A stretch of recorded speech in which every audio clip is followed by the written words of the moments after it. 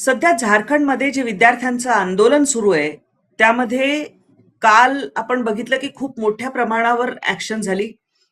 सरकारने ज्या प्रकारची तटबंदी तिथे केलेली आहे त्या आंदोलकांना रोखण्यासाठी आणि ज्या प्रकारचे उपाय केले जात आहेत, त्याबद्दलही प्रचंड असे वादविवाद होत आहेत.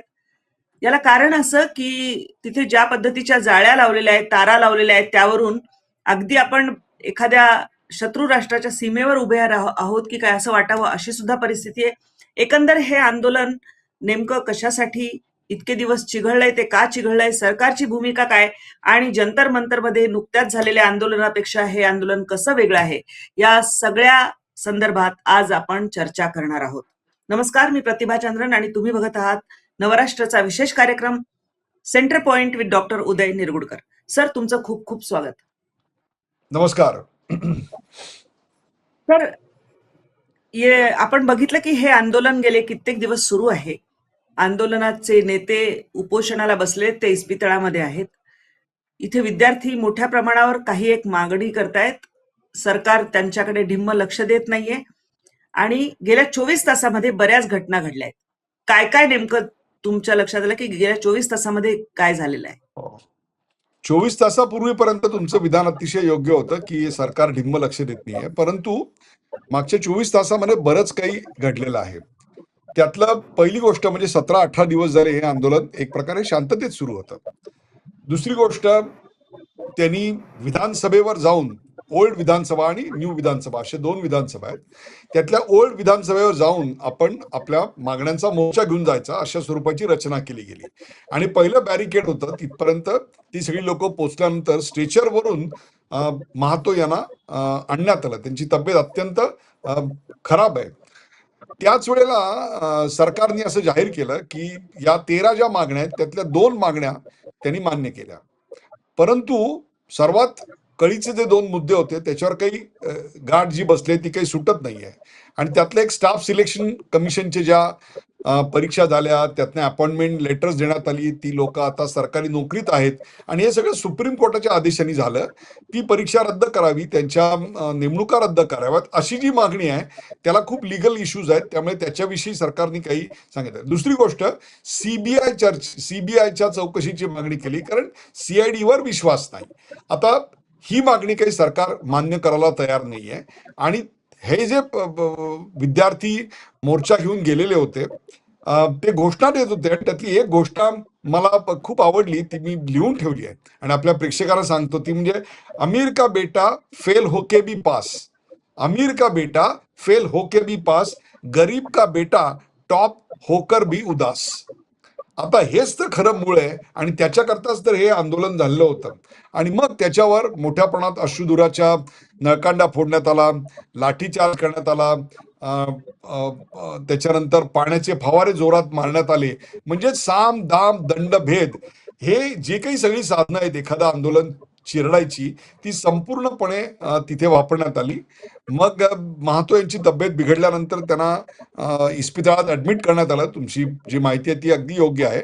आणि दुसरं एक महत्वाची गोष्ट घडली म्हणजे या संदर्भात हेमंत सोरेन यांनी एक प्रकारची कन्सर्न दाखवत एक ट्विट केलेलं आहे आणि त्याच्यामध्ये कन्सिडरेशन दिसतंय की तुमच्या मागण्यांबद्दल मी सकारात्मक आहे, त्या सोडण्याविषयी मी कटिबद्ध आहे, अशा स्वरूपाची भाषा आहे. कुठेही कॉन्फ्रंटेशनिस्ट किंवा आंदोलनाला काही असं उत्तर असं काही त्याच्यामध्ये दिसत नाहीये.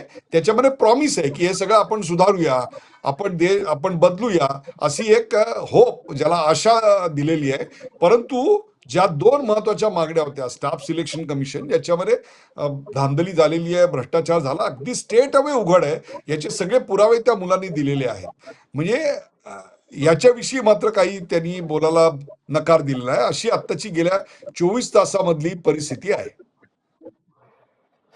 सर, आपण बघितलं की जंतर मंतरवर एक आंदोलन झालं सीजेपीचं आणि त्यांच्या मागण्या होत्या, तसं धर्मेंद्र प्रधान यांचा राजीनामा, यावर ते अडून बसलेले होते. इथे तशी मागणी नाहीये.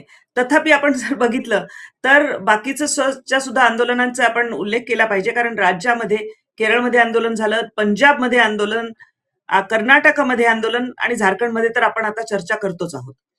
सगळ्या या पद्धती म्हणजे ज्या गोष्टी आहेत, एकंदरच विद्यार्थी हे परीक्षा पद्धतीबद्दल प्रश्नचिन्ह निर्माण करतायत.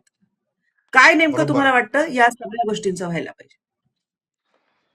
एक लक्षात ठेवा, झारखंडच्या वर जो आपण पहिला कार्यक्रम केला त्यात मी एक आकडेवारी दिलेली होती की झारखंडचं दरडोई उत्पन्न काय, अ, झारखंड स्टेटची इकॉनॉमी काय आहे, त्यांच्यावर कर्ज किती आहे, दरडोई उत्पन्नाबरोबरच दरडोई कर्ज किती आहे, आणि सरकारी जॉब्स किती उपलब्ध आहेत आणि किती तिकडे अर्ज येतात.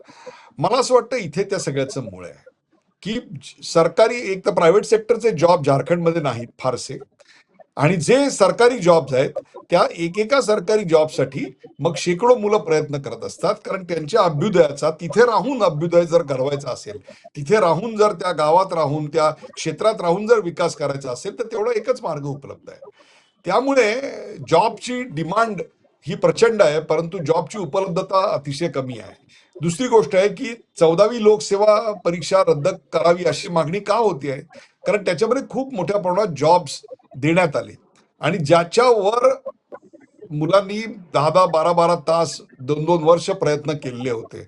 कित्येकांनी आपल्या जमिनी विकलेल्या होत्या, कित्येकांनी आपल्या आईचं मंगळसूत्र गहाण टाकलेलं होतं, कित्येकांच्या आयुष्यात उद्याची पहाट ही फक्त त्या कॉल लेटर पण येणार होती. आता त्याच्यातही धांदली अशी झाली की ज्यांना कॉल लेटर आलं त्यांचे ऑप्टिकल मार्किंग जेव्हा पाहण्यात आलं तेव्हा ते नापास आहेत, मग त्यांना कॉल लेटर आलं, आणि जे टॉपर आहेत त्यांना कॉल लेटर आलेले नाहीत. अशी एक विचित्र परिस्थिती निर्माण झाली. रुरल जॉब्स ही एक सर्वात मोठी समस्या आहे, तुम्हाला मी सांगतो. आणि त्याच्यामुळे जोपर्यंत जॉब्सची उपलब्धता शहरा एवढीच आपण ग्रामीण भागात करत नाही तोपर्यंत या प्रश्नाचं निराकरण होणार नाही. आणि पुन्हा या व्यवस्थेत असलेलं करप्शन, की जे करप्शन आपल्याला नीटमध्ये पण दिसलं, जे करप्शन आपल्याला महाराष्ट्रासकट, राजस्थान सकट सगळ्या नीटच्या त्या सगळ्या चेनमध्ये दिसलं, तेच करप्शन आपल्याला झारखंडमध्ये पण दिसतंय. झारखंडमध्ये पण अशा स्वरूपाची गोष्ट झालेली आहे. त्यामुळे विद्यार्थ्यांचा जो अँगर आहे तो, त्याच्यामध्ये अँगरपेक्षा एन्झायटी त्यांच्या संदर्भात की आमच्या आयुष्याचं पुढे आता काय होणार ही उत्कंठा मला जास्त दिसते आहे. उत्तर प्रदेशामध्ये मी तुम्हाला सांगतो, कॉन्स्टेबलचे जॉब झालेले होते, आणि कॉन्स्टेबलचे जॉब झाल्यानंतर त्याला एका सीटसाठी जवळपास 150 ते 200 मुलांनी अर्ज केला. म्हणजे तुम्ही विचार करा की जॉबचा शॉर्टेज किती मोठ्या प्रमाणात आता रुरल भारतामध्ये आहे, किंवा सरकारी नोकरीचं जे आकर्षण आहे ते सरकारी नोकरीचं आकर्षण किती मोठं आहे. आणि इथे खरा प्रॉब्लेम आहे असं मला वाटतं. सर, आपण आंदोलन बघितलं, जंतर मंतरवरचं सुद्धा आंदोलन आपण इथलं सुद्धा बघतो आहोत. दोन्ही आंदोलनामध्ये मूलभूत फरक तुम्हाला काय दिसून येतोय? कारण दोन्हीकडे विद्यार्थ्यांच्याच मागण्या आहेत.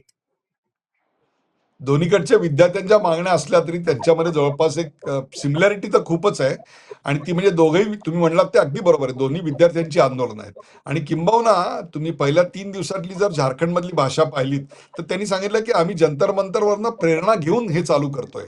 त्यामुळे एक प्रकारे it was an extended line असं एक वाटायला लागलं. परंतु जसं आंदोलन अनफोल्ड होत गेलं, आणि आपण डे 1 झारखंड मधला, आणि डे 1 रांची मधला, आणि डे 1 जंतर मंतरचा, डे 2, डे 3, डे 4 असं जर कम्पेअर करत गेलं तर बरेचसे मुद्दे माझ्या डोळ्यासमोर आले, ते मी लिहून ठेवले आहेत. त्यातला पहिला मुद्दा जो आला की इथे कुठेही मला रील्स आणि मीम्स दिसले नाहीत. रांचीमध्ये रील्स मीम्स नाही आहेत, तर तिकडे कुठल्याही प्रकारच्या अभद्र अशा घोषणा नाही आहेत, कोणाची आई माईवरनं शिव्या दिलेल्या नाही आहेत. तर तिकडे घोषणा आहेत, पण त्या घोषणा ज्या आहेत त्या परीक्षा लीक थांबलं पाहिजे, एक्झाम रद्द झाली पाहिजे, दोषींना कारवाई झाली पाहिजे, ही आहे. देशविरोधातल्या घोषणा ज्या जंतर मंतरवर ऐकल्या होत्या की संसद हम उखाड देंगे, ती मला कुठेही इथे दिसत नाहीये. त्यामुळे एक असा माझ्या मनात विचार आला की रांचीचा जेनझी जो आहे तो दिल्लीमध्ये आलेल्या जेनझीपेक्षा वेगळा होता की काय. त्या दोघांचंही देशावर प्रेम आहे, परंतु व्यक्त करायच्या ज्या पद्धती आहेत त्या पूर्णपणे वेगळ्या आहेत. तिसरी महत्वाची गोष्ट म्हणजे रांचीमधलं जे आंदोलन आहे ते आज 17-18 दिवस चालल्यानंतरही, विधानसभेचा मोर्चा होता सगळं, तरी सुद्धा ते कोणी अँटी नॅशनल आणि किंवा क्रिमिनल फोर्सेसनी हायजॅक केले असं काही दिसलं नाही. दिल्ली पोलिसांनी जी माहिती नंतर सांगली त्यात 2800 क्रिमिनल्स हे दिल्लीच्या प्रोटेस्टमध्ये जंतर मंतरमध्ये दिसले. असे कोणीही इकडे क्रिमिनल्स आलेले नाहीत. काही शेवटच्या क्षणाला थोडेफार लाठीचार्ज वगैरे झालाय, अश्रुधूर नाकांडा वगैरे फोडलेले आहेत, पण that is reply to protest. त्याच्यामध्ये ऑर्गनाइज रित्या सिक्युरिटी फोर्सेसवर हल्ला करण्यात आलाय असं आपल्याला कुठे दिसणार नाही. किंबहुना इकडे जे जेवण तयार केलं जात होतं ते जेवण तयार केलं पहिले सिक्युरिटी पर्सनलला दिला होता, कारण ते एक फिलिंग होतं की आपणही भिजतोय, आपणही इकडे 24 तास आहोत, तेही 24 तास आहेत, त्यांना अन्न मिळालं पाहिजे. So there was a cordial relations between the two. त्याच्यानंतर तुम्ही सोशल मीडियावर पाहिलं तर रांचीचं आंदोलन होतंय की नाही हेच कळत नव्हतं, कारण त्याला कुठलेही व्ह्यूज नाहीत, त्याला कुठलेही लाईक्स नाहीत, त्याला कोणाचे फॉरवर्ड्स नाही आहेत, कोणा FOMO fear of missing out की अरे मी इकडे नाहीये अशा स्वरूपाचं आपल्याला काही तिकडे दिसलेलं नाहीये. झारखंड मुक्ती मोर्चाचं आंदोलन जे आहे त्याला कोणी स्पॉन्सर मला दिसत नाहीये. आणि दिल्लीच्या याच्यामध्ये क्लिअरली आप आणि आपचे जे कार्यकर्ते होते पूर्वीचे ते मला तिकडे दिसलेले आहेत. एक आणखीन महत्वाचं म्हणजे AISFच्या ज्या नेहा बोरा आहेत त्या तिकडे आलेल्या होत्या आणि नेहमीप्रमाणे त्यांनी आपला एक विचारसरणी आणि आपली एक गोष्ट राबवायचा प्रयत्न केल्यानंतर इथे कोणत्याही राजकीय पक्षाला आम्ही येऊ देणार नाही याच्याबद्दल ठाम असलेल्या झारखंड मधल्या त्या विद्यार्थ्यांनी त्यांना बाहेर काढलं. मग त्यांनी आपल्या स्वतःची एक वेगळी चूल मांडली, परंतु त्यांनी शिरकाव करायचा प्रयत्न केला तर तो मुलांनी हाणून पाडला. तेव्हा त्यांच्यावर शाई वगैरे फेकण्यात आली, हे सगळं आपण पाहिलेलं असेल. आणखीन म्हणजे दिल्लीत पत्रकारांना जोरदार मारहाण झाली. इकडे पत्रकारांना मारहाण नाही झाली तर आपल्यासारखे जे युट्यूबर्स आहेत अमन चोप्रा त्यांना ब्रेकफास्ट टेबलवरनं पकडलं आणि बाहेर घेऊन गेले. पियुष मिश्रा सोडले तर बॉलिवूडचा एकही ऍक्टर इकडे आला नाही. कोणी त्यांच्याविषयी सहानुभूती व्यक्त केली नाही, कोणी ट्विट केलं नाही, शबाना आल्या नाहीत, नासिरुद्दीन आले नाहीत. जे नेहमीचे आंदोलनकर्त्यांच्या इथे दिसणारे हक्काचे चेहरे आहेत ते कुठेही दिसलं नाही. ह्याच्यात कुठेही धार्मिक रंग नव्हता. बस नाम रहेगा अल्लाह का हे पण नव्हतं आणि संसद उखाड देंगे हे पण नव्हतं. एक प्रकारे हा एक दबे हुए आवाज की दबी हुई एक्सप्रेशन थी असं एक माझं मत झालेलं आहे. मीडियाचं जे कव्हरेज तुम्ही पाहिलं तर रांचीचे नियम वेगळे आणि दिल्लीचे नियम वेगळे हे होतं. ते दिल्लीला मुलं काय वाटेल ते झालं तरी आम्ही आता राजीनामे घेणारच एज्युकेशन मिनिस्टरचे. व्यवस्था सुधार म्हणजे 47 लोकांना काढलं, फास्ट ट्रॅक कोर्ट करण्यात आलं, नंदन नीलकेणी यांची अपॉइंटमेंट करण्यात आली, आणखी बऱ्याच गोष्टी सरकारने केल्या तरी त्यांना ते डोकं हवं होतं की जे एज्युकेशन मिनिस्टरचं होतं. असं इकडे कोणाचं डोकं नकोय कोणाला. इथे हेमंत सोरेन यांचा राजीनामा कोणी मागितलेला नाहीये. इकडे मुलांची एकच मागणी आहे आणि ती म्हणजे CBI की जांच हो, परीक्षा रद्द व्हाव्यात, ती लोकसेवा आयोगाची प्रयोग रद्द झाली. स्टाफ सिलेक्शनचा प्रश्न हा खूप किचकट आणि जटिल आहे त्यामुळे तो झालेला नाहीये. आणि याचा एक आणखीन एक मुद्दा तुम्हाला मी सांगतो, विद्यार्थ्यांची मागणी CBIची का आहे. ज्या कंपनीला हे कंत्राट देण्यात आलं एक्झाम घ्यायचं तिला ब्लॅकलिस्ट केलं गेलेलं आहे आणि ब्लॅकलिस्ट गेलेल्या कंपनीला पुन्हा देण्यात आलं, त्यामुळे CBIची मागणी होते. ही किती वाजिब आहे. आणखीन एक महत्वाचं म्हणजे की नीट झाली, नीटची री एक्झाम झाली, मुलांना कॉल लेटर्स आली, त्यांचं काउन्सिलिंग चालू झालं, सगळी प्रक्रिया पुन्हा सुरळीत झाली. त्यावेळेला जंतर मंतरचं आंदोलन झालं. इकडे असं नाही झालेलं. लोकसेवा आयोगाची परीक्षा रद्द होऊन ती नवीन परीक्षा झाली आणि मुलांच्या अपॉइंटमेंट झाल्या, हे झाल्यानंतर आंदोलन झाले असं नाहीये. ते व्हाव्या याच्याकरता आंदोलन झालेलं आहे. हा दोन मधला मूलभूत फरक आहे. आणि जी दृश्य मी आता बघतोय आज सकाळी सुद्धा, झारखंडला अन्याय झाल्यानंतर सुद्धा वंदे मातरम म्हणतायत. त्या विद्यार्थ्यांवर खरंच अन्याय आहे. आणि इकडे न्याय देण्याचा प्रयत्न झाल्यानंतर संसद उखाडो अशा घोषणा दिल्लीमध्ये ऐकायला मिळाल्या. एवढे सगळे फरक मला आता या दोघांमध्ये दिसत आहेत. सर, या सगळ्या एकंदर आपण विद्यार्थी आंदोलनाचा विचार केला तर शेवटचा प्रश्न माझा असा आहे की तुम्ही पुढे काय बघता, म्हणजे या सगळ्याची परिणिती पुढे काय दिसते आणि अशा पद्धतीने काही होऊ नये, उपाय काय? खरं तुम्ही योग्य प्रश्न विचारलाय. ह्या सगळ्याचं एकच आहे की exam system, education system needs a complete reform.